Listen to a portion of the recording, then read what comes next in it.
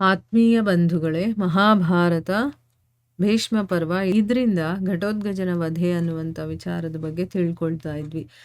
ಹೋದ ಭಾಗದಲ್ಲಿ ಇರಾವಾನನನ್ನ ಕೊಂದ ಕಾರಣದಿಂದ ಘಟೋತ್ಕಚ ಏನ್ ಮಾಡ್ದ, ದುರ್ಯೋಧನನ ಮೇಲೆ ಆಕ್ರಮಣವನ್ನ ಮಾಡ್ತಾನೆ.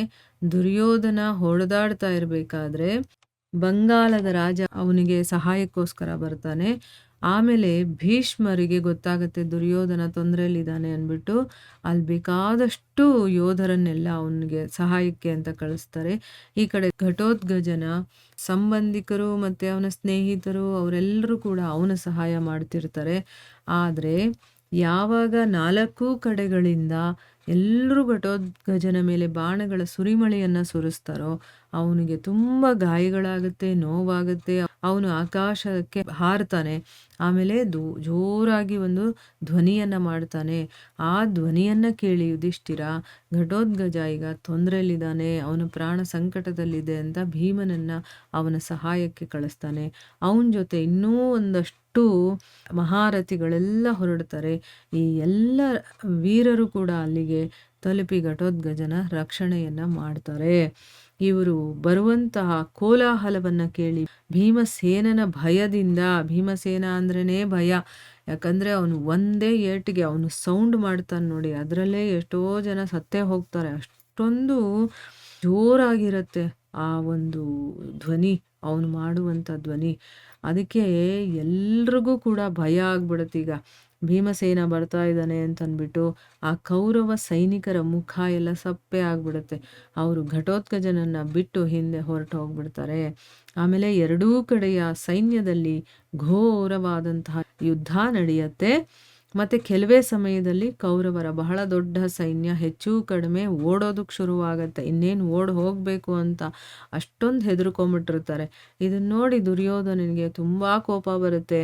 ಮತ್ತೆ ಭೀಮಸೇನನ ಮುಂದೆ ಅವನು ಒಂದು ಅರ್ಧಚಂದ್ರಾಕಾರದ ಬಾಣದಿಂದ ಅವನ ಧನಸ್ಸನ್ನ ಕತ್ತರಿಸ್ಬಿಡ್ತಾನೆ.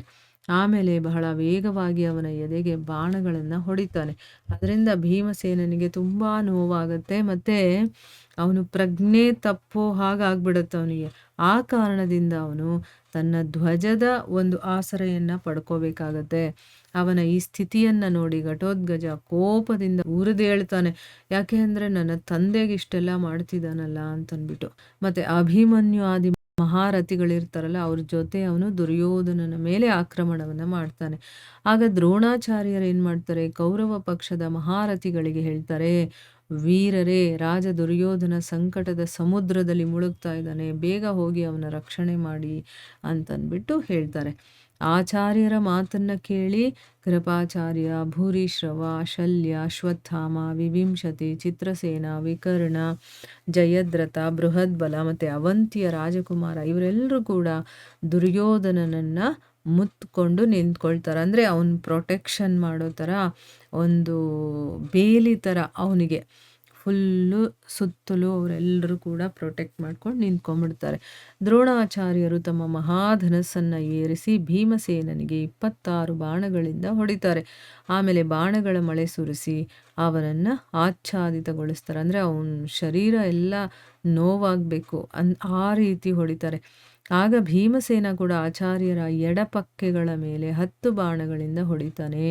ಇದರಿಂದ ಜೋರಾಗಿ ಏಟು ಬಿದ್ದ ಕಾರಣದಿಂದ ವಯೋವೃದ್ಧರಾದಂಥ ಆಚಾರ್ಯರು ಸಹಜವಾಗೇ ಪ್ರಜ್ಞೆ ತಪ್ಪಿ ರಥದ ಹಿಂದಿನ ಭಾಗದಲ್ಲಿ ಉರುಳು ಬಿಡ್ತಾರೆ. ಇದನ್ನ ನೋಡಿ ದುರ್ಯೋಧನ ಮತ್ತೆ ಅಶ್ವತ್ಥಾಮ ಇಬ್ಬರೂ ಕೂಡ ಕೋಪ ಮಾಡಿಕೊಂಡು ಭೀಮನ ಕಡೆ ಓಡ್ತಾರೆ. ನೋಡಿ, ಇಲ್ಲಿ ಗುರುಗಳಿಗೆ ಶಿಷ್ಯರು ಕೊಲ್ಲಬೇಕಾದಂಥ ಪ್ರಸಂಗ ಬಂದಿದೆ. ಮತ್ತೆ ತಾವೇ ವಿದ್ಯೆಯನ್ನು ಕಲಿಸಿದಂತಹ ಶಿಷ್ಯರಿಗೆ ತಾವೇ ಅವರ ಎದುರಾಳಿಯಾಗಿ ನಿಂತ್ಕೊಂಡು ಹೋರಾಟ ಮಾಡಬೇಕಾದಂಥ ಪ್ರಸಂಗ ಬಂದಿದೆ. ಎಂಥ ಒಂದು ವಿಚಿತ್ರ ಅಲ್ವಾ. ಇಲ್ಲಿ ಅಶ್ವತ್ಥಾಮ ಮತ್ತೆ ದುರ್ಯೋಧನ ಇಬ್ರು ಕೂಡ ಭೀಮನ ಕಡೆ ಓಡ್ತಾ ಇದ್ದಾರೆ. ಅವ್ರು ಬರ್ತಾ ಇರೋದನ್ನ ನೋಡಿ ಭೀಮಸೇನ ಕೂಡ ಕೈಯಲ್ಲಿ ಕಾಲದಂಡದ ಹಾಗಿರುವಂತ ಗದೆಯನ್ನ ತಗೊಂಡು ರಥದಿಂದ ಎಗರ್ತಾನೆ. ಮತ್ತು ಅವರಿಬ್ಬರನ್ನು ಕೂಡ ಎದುರಿಸೋದಕ್ಕೆ ಅಂತ ನಿಂತ್ಕೊಳ್ತಾನೆ. ಆಮೇಲೆ ಕೌರವ ಮಹಾರಥಿಗಳು ಭೀಮನನ್ನ ಕೊಲ್ಲುವ ಇಚ್ಛೆಯಿಂದ ಅವನ ಎದೆಗೆ ಬೇರೆ ಬೇರೆ ರೀತಿಯ ಅಸ್ತ್ರಶಸ್ತ್ರಗಳ ಮಳೆಯನ್ನೇ ಸುರಿಸೋದಕ್ಕೆ ಪ್ರಾರಂಭ ಮಾಡ್ತಾರೆ. ಆಗ ಅಭಿಮನ್ಯುವಾದಿ ಪಾಂಡವ ಮಹಾರಥಿಗಳು ಕೂಡ ಭೀಮನ ರಕ್ಷಣೆಗಾಗಿ ಜೀವದ ಮೋಹವನ್ನೇ ಬಿಟ್ಟು ಓಡ್ತಾರೆ. ಅಂದರೆ ಅವನನ್ನು ರಕ್ಷಣೆ ಮಾಡಬೇಕಂತ ಇವರೆಲ್ಲ ಬರ್ತಾರೆ. ಅನುಪದೇಶದ ರಾಜ ನೀಲ ಇದ್ದಾನಲ್ಲ, ಅವನು ಭೀಮಸೇನನ ಪ್ರಿಯ ಮಿತ್ರನಾಗಿದ್ದ. ಅವನು ಅಶ್ವತ್ಥಾಮನ ಮೇಲೆ ಒಂದು ಬಾಣವನ್ನು ಬಿಡ್ತಾನೆ. ಆ ಬಾಣ ಅವನ ಶರೀರದ ಒಳಗಡೆ ಹೊಕ್ಕುತ್ತೆ. ಅದರಿಂದ ರಕ್ತ ಹರಿಯೋದಕ್ಕೆ ಶುರುವಾಗುತ್ತೆ. ಬಹಳ ನೋವಾಗುತ್ತೆ ಅವನಿಗೆ. ಆಗ ಅಶ್ವತ್ಥಾಮ ಕೂಡ ಕೋಪ ಮಾಡಿಕೊಂಡು ನೀಲನ 4 ಕುದುರೆಗಳನ್ನು ಕೊಂದುಬಿಡ್ತಾನೆ. ಅವನ ಧ್ವಜವನ್ನು ಕತ್ತರಿಸಿ ಬೀಳಿಸ್ತಾನೆ. ಮತ್ತು ಒಂದು ಬಿಲ್ಲು, ಒಂದು ಬಲ್ಲ ಅನ್ನುವಂತಹ ಬಾಣದಿಂದ ಏನು ಮಾಡ್ತಾನೆ, ಅವನ ಎದೆಯನ್ನು ಬಗಿತಾನೆ.